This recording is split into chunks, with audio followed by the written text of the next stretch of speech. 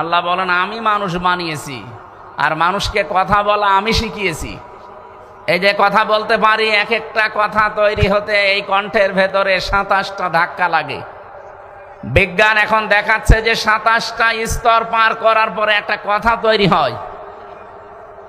এই বিশাল নিয়ামত আল্লাহ যাদেরকে দিয়েছেন, কথা যারা বলতে পারেন বলেন আলহামদুলিল্লাহ। আমার বাম পাশে বসে আছে হাজারো আলেমের উস্তাদ হাফেজ মাওলানা আলী আহমেদ দামাত বারকাতুহুমুল আলিয়া। প্রশাসনের অনেক ভাই দেখলাম রাস্তাঘাটে দায়িত্বে আছেন। যদিও প্রশাসনের ওপরে বাংলাদেশের মানুষ এখনো একটা খারাপ ধারণা নিয়ে আছে কিছু কোলাঙ্গার অফিসারের কারণে। মানে ভাই বলছিল না যে এগুলোর আসলে বসে আছে বিভিন্ন জায়গায়, এই মানুষগুলোকে বিচারের আওতায় আনা দরকার। কারণ জালেম একা জীবনও সাহস পেত না, জালেমকে যারা সহযোগিতা করেছে, যারা সাপোর্ট দিয়েছে, ওরাও জালেম।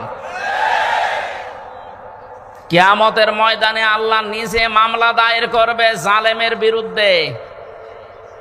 আমাদের বিরুদ্ধে মামলা দিয়েছিল সরাসরি রাষ্ট্র, হাসিনা।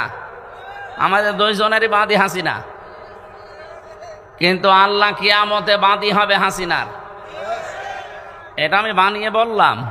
সূরা শূরা 25 নাম্বার পারা 6 নাম্বার পৃষ্ঠা 13 নাম্বার লাইনের 42 নাম্বার আয়াতের প্রথম অংশে আছে ইন্নামাস সাবিলু আলাল্লাযিনা ইয়াজলিমুনান নাস। আল্লাহ বলেন অবশ্যই আমি নিজে মামলা দেব, কেস করব তাদের বিরুদ্ধে যারা মানুষ হয়ে মানুষের উপরে জুলুম করে। এই 15.5 বছরে যে জুলুম নির্যাতন হয়েছে মানুষের উপরে, এটা কি বলা লাগবে?